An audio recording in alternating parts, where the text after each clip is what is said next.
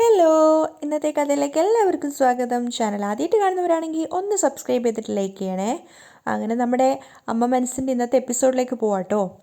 അപ്പം ചന്ദ്രിക വല്ലാത്ത സങ്കടത്തോടെയാണ് നിൽക്കുന്നത്. അതിനേക്കാളും 100 ഇരട്ടി സങ്കടത്തോടെയാണ് സിദ്ധാർത്ഥ ആ വീട്ടിൽ നിന്നും പടിയിറങ്ങാൻ പോകുന്നത്. എത്രയൊക്കെ യാത്ര പറഞ്ഞിട്ട് അവൻ്റെ കണ്ണിങ്ങനെ നിറഞ്ഞുകൊണ്ടേയിരിക്കുകയാണ്.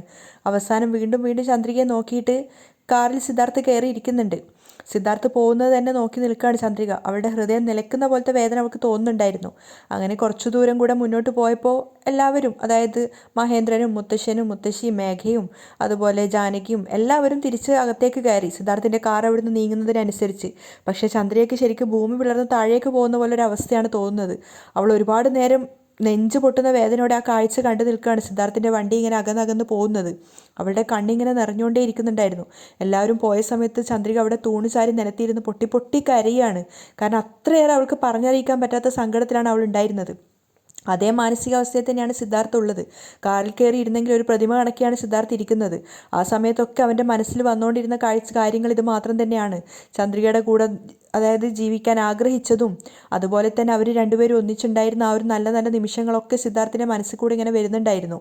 ചന്ദ്രിക സുഖയില്ലാത്തപ്പോൾ പനിച്ച് കിടന്ന സമയത്ത് അവനവിടെ ആശ്വസിപ്പിച്ചതും അവന് കഞ്ഞി കോരി കൊടുത്തതും അതുപോലെ തുണി എടുത്തിട്ട് നെറ്റിയിൽ വെച്ച് കൊടുത്തതും അങ്ങനെ എല്ലാ കാര്യങ്ങളും സിദ്ധാർത്ഥിൻ്റെ മനസ്സിൽ കൂടി ഇങ്ങനെ വന്നുകൊണ്ടേയിരിക്കുകയാണ്.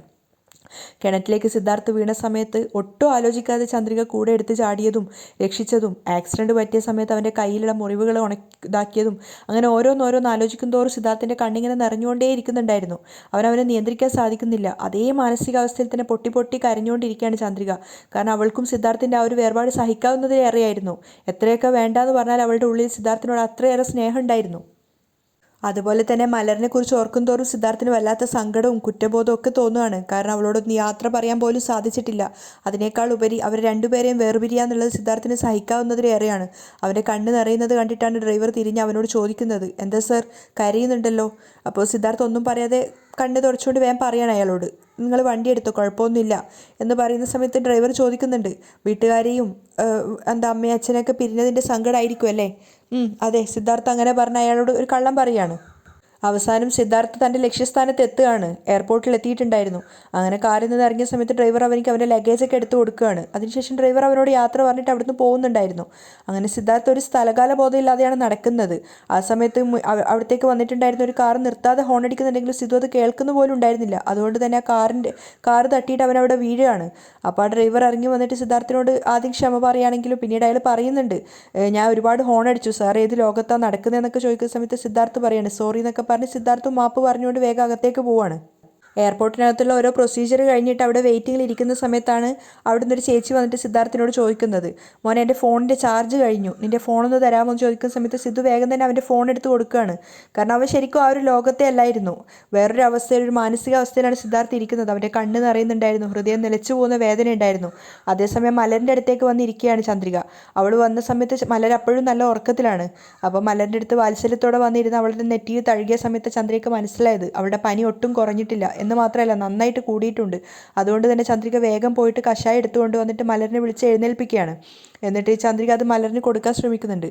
പക്ഷേ മയക്കം വിട്ട് എഴുന്നേറ്റ് ഉടനെ തന്നെ മലര് ചന്ദ്രികയോട് ചോദിക്കുന്നത് സിദ്ധുവിനെ കുറിച്ചാണ്. സിദ്ധു എവിടെ അമ്മേ? എനിക്ക് സിദ്ധുവിനെ കാണണം. അത് കേട്ടതും ചന്ദ്രിക ആകെ ടെൻഷനാവുകയാണ്. മലരിൻ്റെ ചോദ്യത്തിന് മറുപടി പറയാതെ സങ്കടത്തോടെ ചന്ദ്രിക പറയുന്നുണ്ട്, മലർ, നിനക്ക് നല്ല പനിയുണ്ടടാ, ആദ്യം ഈ കഷായം കുടിക്ക്. അപ്പം മലരും വാശിയോടെ പറയാണ്, എനിക്ക് വേണ്ട, സിദ്ധുവിനെ വിളിക്കമ്മേ. അപ്പോൾ ചന്ദ്രിക പറയുന്നുണ്ട്, മലർ നീ ആദ്യം പറയുന്നത് കേൾക്ക്. മലർ ഒരുപാട് വാശി പിടിച്ചിട്ട് ചന്ദ്രിക അവളെ പിടിച്ച് എഴുന്നേൽപ്പിച്ചിട്ട് ആ കഷായം കൊടുക്കുകയാണ്. ആ സമയത്ത് മലർ പറയുന്നുണ്ട്, ഇത് വല്ലാതെ കഴിക്കുന്നുണ്ട് അമ്മേ, അത് കുറച്ച് കയ്പുണ്ടാവും മോളെ, ഇത് കുടിക്ക്. അങ്ങനെ 1-2 കവളി ചന്ദ്രിക മലറിനെ കൊണ്ട് അത് കുടിപ്പിക്കുകയാണ്.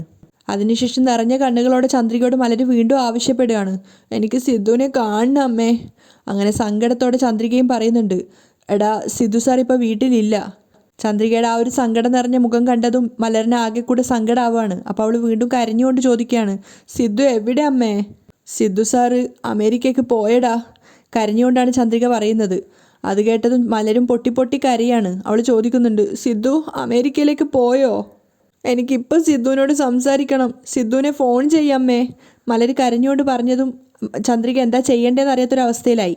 നിസ്സഹായിട്ടിരിക്കുകയാണ് ചന്ദ്രിക. ആ സമയത്ത് മലര് വീണ്ടും കരഞ്ഞുകൊണ്ട് തൻ്റെ ആവശ്യം പറയുകയാണ്, സിദ്ധുവിനെ എനിക്ക് ഫോൺ ചെയ്യണം, എനിക്ക് സിദ്ധുവിനോട് ഇപ്പം തന്നെ സംസാരിക്കണം, വിളിക്കമ്മേ. അങ്ങനെ യാതൊരു നിവൃത്തിയില്ലാതെ മലറിന് വേണ്ടിയിട്ട് ചന്ദ്രിക ഫോൺ എടുത്തുകൊണ്ട് വന്നിട്ട് സിദ്ധാർത്ഥിനെ വിളിക്കുകയാണ്. പക്ഷേ ആ സമയത്ത് സിദ്ധാർത്ഥിൻ്റെ കയ്യിൽ നിന്നും അവൻ്റെ ഫോൺ വാങ്ങിച്ചിട്ട് പോയ ആ സ്ത്രീയുടെ കോള് കട്ടായിട്ടുണ്ടായിരുന്നില്ല. അവരവരുടെ വീട്ടിൽ വിളിച്ച് സംസാരിച്ചുകൊണ്ടിരിക്കുകയാണ്. അതുകൊണ്ട് തന്നെ ചന്ദ്രികയ്ക്ക് വിളിക്കും തോറും സിദ്ധാർത്ഥ് മറ്റൊരു കോളിലാണെന്നാണ് അറിയാൻ പറ്റുന്നത്.